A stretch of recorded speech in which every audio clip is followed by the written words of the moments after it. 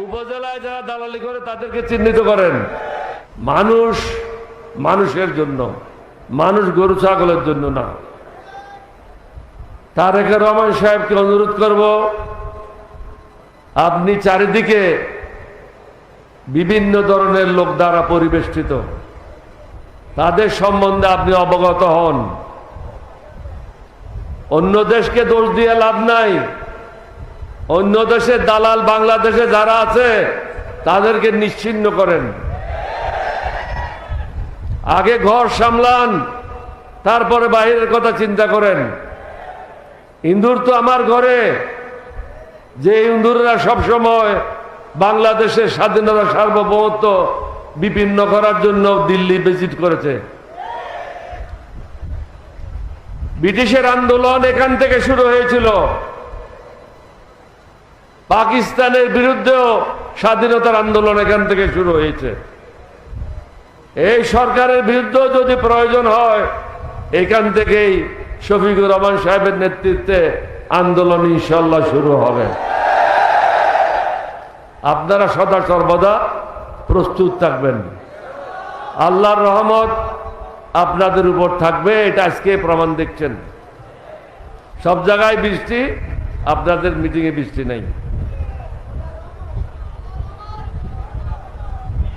প্রধানমন্ত্রীকে বুঝতে হবে, বাংলাদেশের জনগণ স্বাভাবিক জীবন যাপন করতে পারছে না।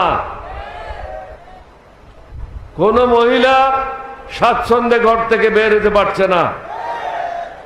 আমাদের মেয়েরা স্কুল কলেজে নিরাপদ না। ব্যবসা বাণিজ্য যারা করে তারা নিরাপদ না। যদিও ডাকাতেরা এখন ক্যালকাটায় আছে, চোরেরা তো বাংলাদেশে আছে। সুতরাং তাদের হাত থেকে আমাদেরকে রক্ষা করতে হলে আপনাকে কঠিন হতে হবে, কঠোর হতে হবে। জি হুজুর করে সরকার চলে না। আর আপনার জায়গায় অন্য কেউ প্রক্সি দেবে, এটাও ঠিক না। আপনাকে বলতে হবে, I am the prime minister, এবং আমি কথা বলবো। আমার কোনো চাকরের প্রয়োজন নাই। নিজকে প্রধানমন্ত্রী হিসাবে প্রতিষ্ঠা করেন।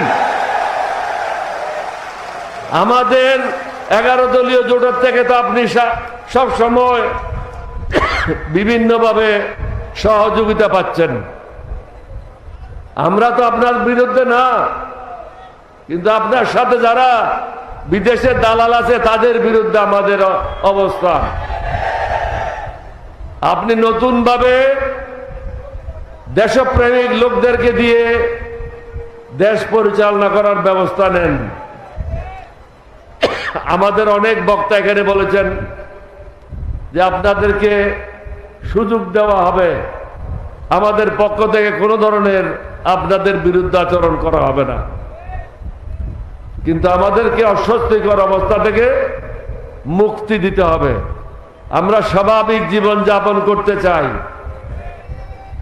আর ভারতের যে গরু সুবর্ণ,